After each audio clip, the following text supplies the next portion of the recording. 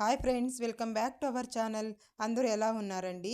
ఈరోజు వీడియోలో అందరికీ చాలా బాగా ఉపయోగపడే కొన్ని యూస్ఫుల్ టిప్స్ ఉన్నాయి. వీడియోని స్కిప్ చేయకుండా చివరి దాకా చూడండి. వీడియో కనుక నచ్చింది అనుకుంటే ప్లీజ్ ఒక లైక్ చేయండి ఫ్రెండ్స్. మీరు చేసే ఒక చిన్న లైక్ నాకు చాలా సపోర్టింగ్గా ఉంటుంది. ఫస్ట్ టిప్ చూద్దాము. మనము ఇంట్లో కామాక్షి అమ్మవారి దీపం కానీ లేదంటే గజలక్ష్మి అమ్మవారి దీపం కానీ వెలిగిస్తూ ఉంటాం కదా. ఇలా పూలు పెట్టాలంటే చూడండి పడిపోతూ ఉంటాయి, పెట్టడానికి అంత నీట్గా ఉండదు. అలాంటప్పుడు డబల్ సైడ్ గమ్ టేప్ ఉంటుంది కదా, దీన్ని ఇలా వేసేసేయండి. ముందుగా ఇలా వేసేసి పై వైపు తీసేసి దీనికి స్ట్రా వస్తుంది కదండి, అది ఒకటి ఇలా చిన్నగా కట్ చేసుకున్నాను.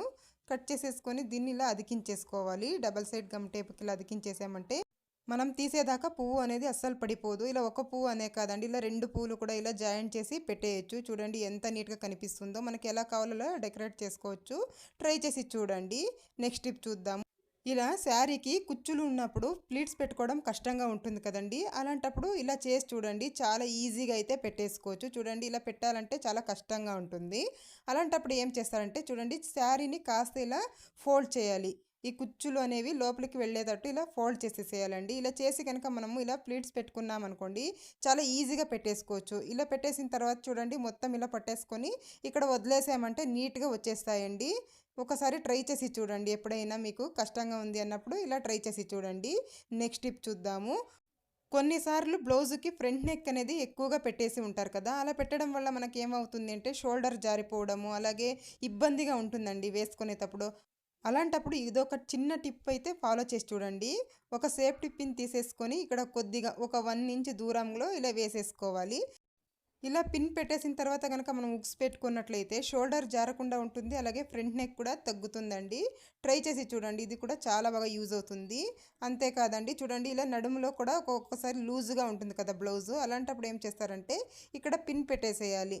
ఇక్కడ సేఫ్టీ పిన్ పెట్టేసామనుకోండి, ఒక 1 ఇంచ్ దూరంలో ఇలా పెట్టేసుకున్నాం అనుకోండి, మనకు నడుము దగ్గర బ్లౌజ్ లూజ్ లేకుండా సరిగ్గా సరిపోతుంది. ట్రై చేసి చూడండి. నెక్స్ట్ టిప్ చూద్దాము. ఒక్కొక్కసారి పచ్చళ్ళు అనేవి ఇలాంటి ప్లాస్టిక్ డబ్బాలో ఉండడం వల్ల చూడండి ఇలా మూత మొత్తం నల్లగా అయిపోతూ ఉంటుంది. అలా కాకుండా ఉండాలంటే కొద్దిగా కుకింగ్ ఆయిల్ స్ప్రెడ్ చేసేయాలండి. ఇలా కుకింగ్ ఆయిల్ వేసేసి ఇలా స్ప్రెడ్ చేసి కనుక మనం మూత వేసేసి పెట్టేసుకున్నాం అనుకోండి, ఎన్ని రోజులు ఉన్నా కూడా నల్లబడకుండా ఉంటుందండి. పచ్చడి అనేది పాడవకుండా ఉంటుంది. నెక్స్ట్ టిప్ చూద్దాము.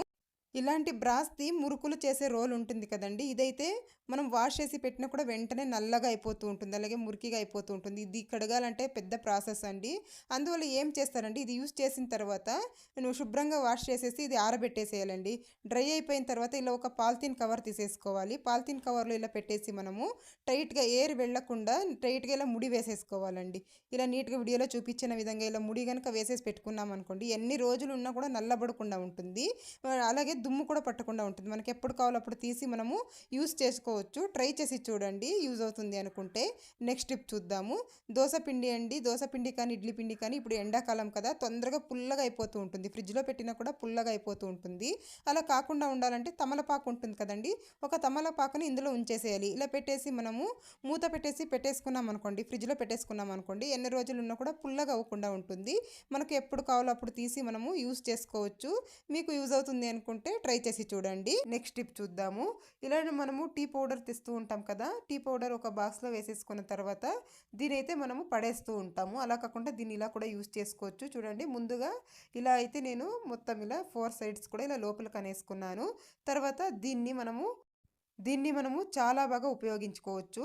చూడండి నేను ఇక్కడ బట్టలకు పెట్టే ఒక క్లిప్ తీసేసుకున్నాను. తీసేసుకుని ఫ్రిడ్జ్లో ఇలా సైడ్కి ఇలాంటివి వచ్చింటాయి కదా, అక్కడ ఇలా వేసేసుకున్నాం అనుకోండి, ఇందులోకి పిల్లల చాక్లెట్స్ కానీ లేదంటే ఏదైనా ఇలాంటి మసాలా ప్యాకెట్స్ కానీ ఏదైనా కూడా ఇందులో స్టోర్ చేసుకోవచ్చండి. ప్లేస్ ఉండదు కదా ఒక్కొక్కసారి, అలాంటప్పుడు ఇలా ట్రై చేసి చూడండి. నెక్స్ట్ టిప్ చూద్దాము. మనము ఒక్కొక్కసారి పాలు కాచేటప్పుడు అడగంటి పోతూ ఉంటాయి, అలాగే ఒక్కొక్కసారి విరిగిపోతూ ఉంటాయి పాలు. అలా కాకుండా ఉండాలి అని అంటే ముందుగా ఇలా గిన్నె తీసేసుకొని కొద్దిగా వాటర్ వేసేసేయాలి. వాటర్ వేసేసి ఈ వాటర్ అయితే చెల్లేసేయాలండి. తర్వాత కొద్దిగా వాటర్ వేసేసి ఇప్పుడు ఇందులో పాలు కనుక పోసుకొని కాచుకున్నామే అనుకోండి, అప్పుడు పాలు అనేవి అడగంటకుండా ఉంటాయి, అలాగే విరిగిపోకుండా ఉంటాయి. నేనెప్పుడు పాలు కాచినా ఇలాగే కాస్తూ ఉంటాను. ట్రై చేసి చూడండి. నెక్స్ట్ టిప్ చూద్దాము. మనము ఒక్కొక్కసారి బియ్యపిండి ఎక్కువగా పట్టించుకుంటూ ఉంటాం కదా! ఏదైనా పిండి వంటలకు కానీ, దేనికైనా గానీ ఎక్కువగా బియ్యపిండి పట్టించుకున్నప్పుడు తొందరగా పులుగు పట్టిపోతా ఉంటుంది. అలా బియ్యపిండి పురుగు పట్టకుండా ఒక 6 నెలల దాకా గానీ ఫ్రెష్‌గా ఉండాలి అంటే ఇలా ట్రై చేసి చూడండి. ముందుగా నేను ఒక 2 సార్లు బియ్యాన్ని ఇలా శుభ్రంగా కడిగేశాను. ఎంత కావాలో అంత తీసుకొని. తర్వాత ఇలా ఒక 4, 5 గంటల సేపు ఎండలో ఎండించుకున్నానండి. ఎండ లేని వాళ్ళు ఒక రోజంతా నీటిలోనే ఎండించుకుంటే సరిపోతుంది. ఇలా బాగా ఎండించుకున్న తర్వాత వీటిల్ని వేయించుకోవాలండి. ఒక కడాయి పెట్టేసి కడాయిలో బియ్యం కొద్ది కొద్దిగా ఇలా వేసుకొని వేయించాలి. ఇవి ఎలా వేగాలంటే మనం ఇలా పట్టుకుంటే బియ్యం అనేవి కాలుతూ ఉండాలి. ఎక్కువ ఎర్రగా అవ్వకూడదండి. ఇలా కాలుతూ ఉండాలి. ఇలా వేయించుకున్న తర్వాత ఇలా ఒక గిన్నెలో వేసేసి ఇవి చల్లార్చాలండి. ఇవి చల్లారేదాకా ఆగాలి. ఇలా చల్లార్చిన తర్వాత కనుక మనము మిషన్ పట్టించుకున్నామే అనుకోండి 6 నెలల దాకా ఫ్రెష్‌గా ఉంటుందండి. కొంచెం కూడా పురుగు పట్టదు. మనకి ఏవి పిండి వంటలు కావాల్సినా కూడా ఇందులో చేసేసుకోవచ్చు. ట్రై చేసి చూడండి. నెక్స్ట్ టిప్ చూద్దాము. నేనిక్కడ కొద్దిగా విమ్ లిక్విడ్ అయితే ఒక గిన్నెలో వేసేసుకుంటున్నాను. మీ దగ్గర ఏ లిక్విడ్ ఉంటే అది వేసేసుకోండి గిన్నెలో తోమేది. తర్వాత కొద్దిగా నిమ్మకాయ ఇలా ఇందులోకి పిండేసుకోవాలి. కొద్దిగా ఇలా నిమ్మకాయ పిండేసిన తర్వాత ఇందులోకి తగినంత వాటర్ వేసేసుకోవాలి. కొద్దిగా వాటర్ వేసేసి చక్కగా కలిపేయాలండి. ఇది దేనికంటే మనం ఏదైనా చికెన్ కానీ లేదంటే ఏదైనా ఫిష్ కానీ వండినప్పుడు పాత్రలో స్మెల్ వస్తూ ఉంటాయి కదా! మసాలా ఐటెం ఏదైనా వండినప్పుడు అలా స్మెల్ రాకుండా ఉండాలి అంటే ఇలా కాస్త నిమ్మకాయ పిండేసుకొని కనుక మనం వాష్ చేసుకున్నాం అనుకోండి చాలా నీట్గా క్లీన్ అయిపోతాయండి. కొంచెం కూడా జిడ్డు మరకలు అనేవి ఉండవు. అలాగే స్మెల్ కూడా ఉండదు. ట్రై చేసి చూడండి. చక్కగా క్లీన్ అయిపోతాయి. ఎప్పుడైనా కూడాను మనము మసాలా ఐటమ్స్ వండినప్పుడు ఇలా ట్రై చేసి చూడండి. ఇంట్లో సోపులు ఉంటాయి కదండి. ఒక సోప్ తీసేసుకొని ఇలా చిన్న చిన్నగా పీసెస్ లాగా కట్ చేసుకోవాలి. ఇవి చాలా బాగా ఉపయోగపడతాయండి. ఇలా కట్ చేసేసుకొని ఇలా ఏదైనా పార్సల్ వచ్చిన బాక్సెస్ ఉంటాయి కదా, ఇందులో కనుక వేసేసి మనము హ్యాండ్ బ్యాగ్లో పెట్టేసుకున్నామంటే మనం ఎక్కడైనా ట్రావెల్ చేసేటప్పుడు ఇది మనకు హ్యాండ్ వాష్ లాగా యూజ్ అవుతుంది. మనం ఎక్కడైనా బయట ఏదైనా తినాలి అన్నప్పుడు కానీ ఎప్పుడైనా కానీ మనం ఇలా తీసేసుకొని మనము హ్యాండ్ వాష్ అయితే చేసేసుకోవచ్చు. ట్రై చేసి చూడండి. నెక్స్ట్ టిప్ చూద్దాము. ఇంట్లో పెసరపప్పు ఎక్కువగా తెచ్చేసినప్పుడు ఒక్కొక్కసారి ఇది పెసరపప్పు తొందరగా పురుగు పట్టిపోతూ ఉంటుందండి. అలా పురుగు పట్టకుండా ఎక్కువ రోజుల దాకా ఫ్రెష్గా ఉండాలి అని అంటే ఇందులోకి ఒక 2, 3 లవంగాలు వేసేయండి. తర్వాత ఒక 4, 5 మిరియాలు వేసేయండి. ఇలా వేసేసి మనం ఇలా కలిపేసుకొని మూత పెట్టి పెట్టేసుకున్నామంటే ఎక్కువ రోజుల దాకా పురుగు పట్టకుండా ఉంటుంది. ట్రై చేసి చూడండి. నెక్స్ట్ టిప్ చూద్దాము. మనం వాటర్ బాటిల్స్ కానీ లేదంటే ఫ్లాస్క్ కానీ యూజ్ చేస్తూ ఉంటాం కదా, ఇవి ఎంత వాష్ చేసినా కూడా స్మెల్ వస్తూ ఉంటాయి. అలా కాకుండా ఉండాలంటే చూడండి కొద్దిగా వంట సోడా వేసేయండి. తర్వాత కొద్దిగా బియ్యం వేస్తున్నాను. తర్వాత ఇందులోకి వెనిగర్ ఉంటుంది కదా, వైట్ వెనిగర్ అది కొద్దిగా వేస్తున్నాను. ఈ 3 వేసేసి కాస్త వాటర్ వేయాలి. వాటర్ వేసేసి బాగా షేక్ చేయాలండి. బాగా మూత పెట్టేసి బాగా ఇలా షేక్ చేసామంటే మొత్తం క్లీన్ అయిపోతుందండి బాటిళ్ళు. తర్వాత చూడండి చూపిస్తాను ఎంత మురికి వచ్చేసిందో. ఇలా ఎప్పుడైనా వారంలో ఒకసారి కానీ ఇలా క్లీన్ చేసుకున్నామంటే చాలా నీట్గా ఉంటుంది. తర్వాత దీన్ని బాటిల్ని ఒకసారి మంచి నీళ్ళలో కడుక్కున్నామంటే నీట్గా క్లీన్ అయిపోతుందండి. చూపిస్తాను చూడండి. నేను వాష్ చేసి చూపిస్తాను ఎంత నీట్గా క్లీన్ అయిపోయిందో. చూస్తున్నారు కదా. అలాగే బ్యాడ్ స్మెల్ కూడా రాకుండా ఉంటుంది. ట్రై చేసి చూడండి. నెక్స్ట్ ఇలాంటి స్పెక్స్ బాక్సెస్ అయితే అందరి ఇళ్ళల్లో కూడా ఉంటాయి కదా.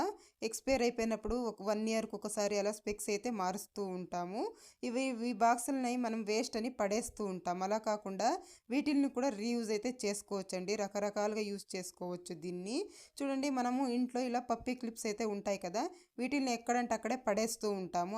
అలా పడేయకుండా చూడండి ఇలా స్పెక్స్ బాక్స్ ఉంటుంది కదా, దీంట్లో మనం వేసి పెట్టేసుకున్నామంటే మన దగ్గర ఉన్న క్లిప్స్ మొత్తం ఇలా వేసి పెట్టేసుకున్నామంటే అన్నీ కూడా ఒకే చోటు దొరుకుతాయండి.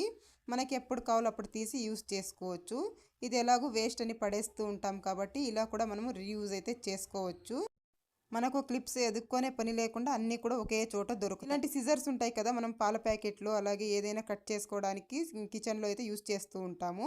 ఇవి ఒక్కొక్కసారి మొద్దుబారిపోయి ఉంటాయండి. అసలు షార్ప్నెస్ అనేది తగ్గిపోయి ఉంటుంది. అలాంటప్పుడు ఇలా స్క్రూ డ్రైవర్ తీసేసుకొని ఇలా కాస్త ఇలా షార్ప్ చేసినట్లు చేయాలి. ఇలా కట్ చేసినట్లు చేసామంటే సిజర్ అనేది చాలా బాగా షార్ప్ అవుతుందండి. మనకి ఏదైనా కానీ కట్ చేసుకోవడానికి ఈజీగా ఉంటుంది. ఇలా కాసేపు ఇలా కట్ చేసినట్లు చేసామంటే షార్ప్ అయిపోతుంది. ఇప్పుడు మనం ఎంత మందంగా ఉన్న పేపర్ కావాల్సినా కూడా ఇలా కట్ చేసేసుకోవచ్చు. చూస్తున్నారు కదా ఎంత షార్ప్గా కట్ అవుతుందో. టిప్ చూద్దాము. మనము ఇంట్లో కుక్కర్ గ్యాస్కెట్స్ యూస్ చేస్తూ ఉంటాం కదా. ఇవి ఒక్కొక్కసారి రోజు వాడడం వల్ల లూజ్ అయిపోయి వీటిలోనికి కుక్కర్ మూతలోనికి నీళ్లు కారడము, అలాగే విజిల్ రాకుండా ఉండడం ఇలా అంతా అవుతూ ఉంటుంది. అలా కాకుండా ఉండాలంటే ఇవి వాష్ చేసిన తర్వాత ఇలా శుభ్రంగా మనం వాష్ చేసేస్తాం కదా.